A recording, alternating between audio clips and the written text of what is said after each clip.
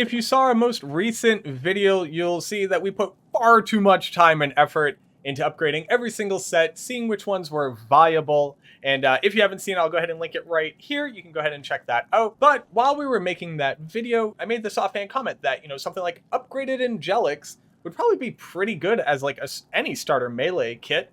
But in particular, maybe an elemental zealer. The upgrade set gives you a ton of additional value, really good flat attack rating to put on top of it, really fast weapon. Once you upgrade the weapon all the way, it has decent physical damage, so you're able to bump that up with zeal, as well as the synergy from sacrifice. Get a might aura on it, get pretty decent survivability. Somebody basically challenged us saying that you can't really do that. It's not viable. There's no way that you could survive. So we started as a level 1 paladin. We are now level 65.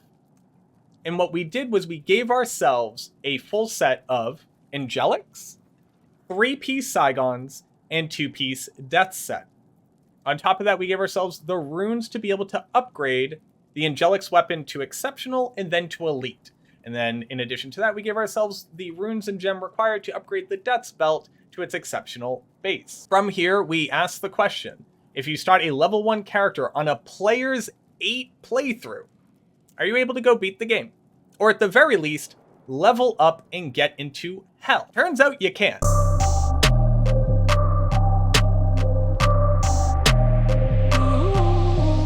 This is trying to show the idea of you have this gear available, you're willing to twink a new character that you're trying to level up yourself. This isn't for BattleNet play, although you could just do this yourself with much better gear that you would find along the way, and we actually found some pretty nuts gear, and I'll show you the ones that we have on our Mercenary. But the whole idea is, if you took the base sets, these really early game sets, and only used them, could you level a character to hell? Could you get up to high level?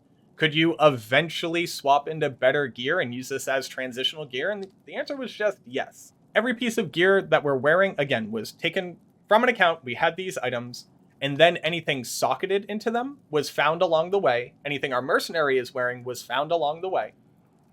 And then anything that we have on the swap was also found along the way. But we were never able to use any armor or weapons that weren't Angelics, Saigons, and Death set. Being level 65 at this point, we were just able to upgrade the Angelics weapon to its elite base, because you need to be level 59 to use it. So before this, we were using the exceptional base, and before that, we were using the normal base. We found an 11 max damage cold res jewel along the way and slotted that right into here.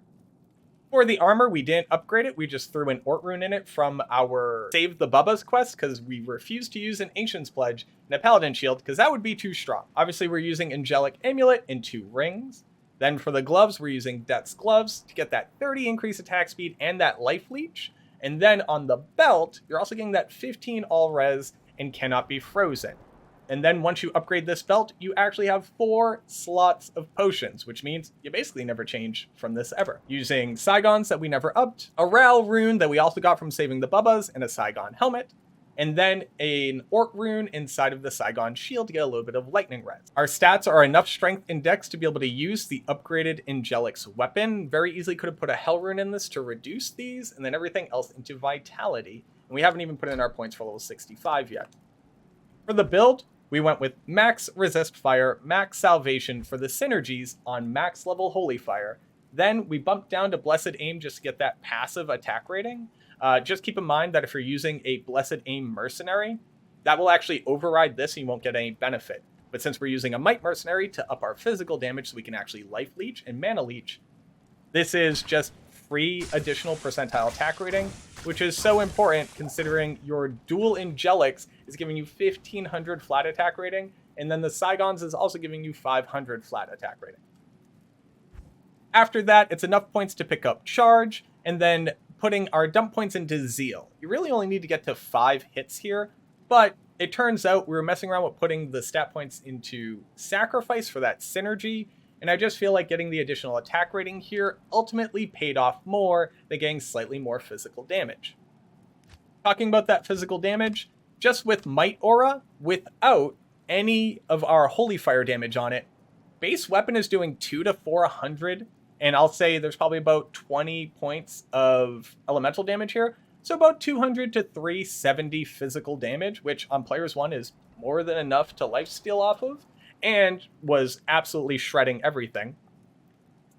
We played the entirety of this game on player's 8 settings, so that's plus 350 base life on every single monster, including bosses. We only turned it off for Act 4 Nightmare.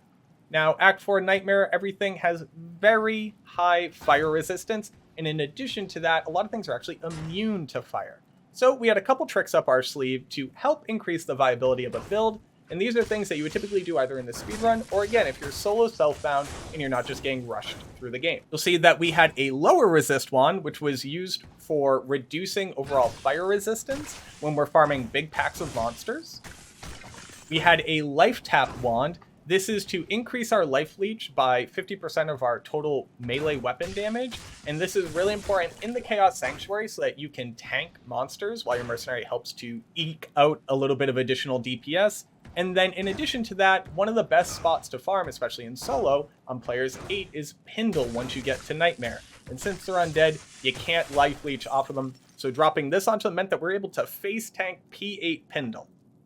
And then after that, just to teleport Staff, because you know what, sometimes you just want to teleport past barriers and into Chaos Sanctuary.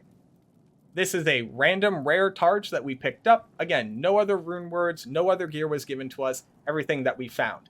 And talking about gear that we found for the Mercenary, let's talk about this Crown of Thieves, which dropped off of Nightmare Diablo, this Shaft Stop, which dropped off of Nightmare Travancore, and this Juanins that we picked up. Absolutely disgusting.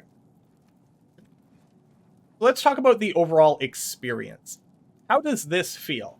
The irony of this is that I was literally sticking to these items out of pure spite. Everything that's in this stash right here are things that we found along the way. We could be using Lava Gout and getting enchant. We could be using this Alders. And not only that, we could have upgraded this Alders, which is absolutely one of the next best stepping stones on an early game Zealer, or just about any melee character. It has really high flat physical damage, gives you those 3 sockets for a lot of versatility in your stats, really fast base, basically solves all your life leech and mana leech problems, but we didn't use it. We used Angelics, because someone said I couldn't do it, and I wanted to prove that you could. A lot of people, while we were doing the challenge, were asking the question, how do you eventually handle hell? Are you only going to go pure fire? And the answer is, well, of course not. You want to be able to play the game competently, and one of the best parts about how these auras interact is that they share a synergy with salvation.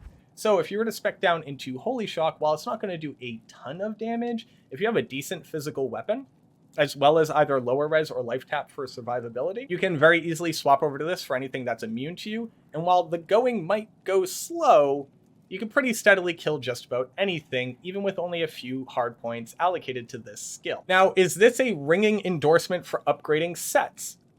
I think the answer is kinda yes, right? Obviously, this isn't the best weapon in the game.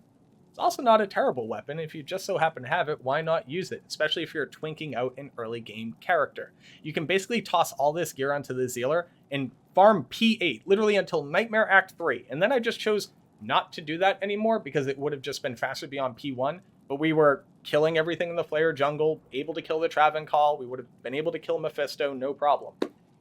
So if just upgrading 2 set items and then rocking Act 1 normal can drop off of Andariel set items all the way up to level 65 without a single problem isn't an endorsement, I don't know what is. But let me know below, do you think that there's legitimately a place for upgrading your set pieces after watching our first video and now checking out this one? Or do you think it's just all smoke and mirrors and maybe speedrunners just have an edge? I'd love to hear from you. Thank you so much for watching, and I look forward to seeing you in the next video. Oh, and I just realized, I wasn't even showing you the Holy Fire damage. Once you pop on a max synergy, max level Holy Fire with only +2 to skills, our damage per hit is 17 to 2400 on garbage tier gear. Literally stuff that drops off of normal Andariel. I'm just gonna toss this in right after my little thing, because it's absolutely nutso.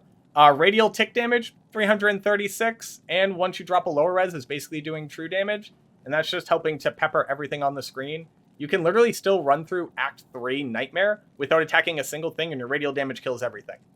Because you're running an 18-yard radius, and that's bigger than the width or height of your screen combined. Just food for thought. Cheers.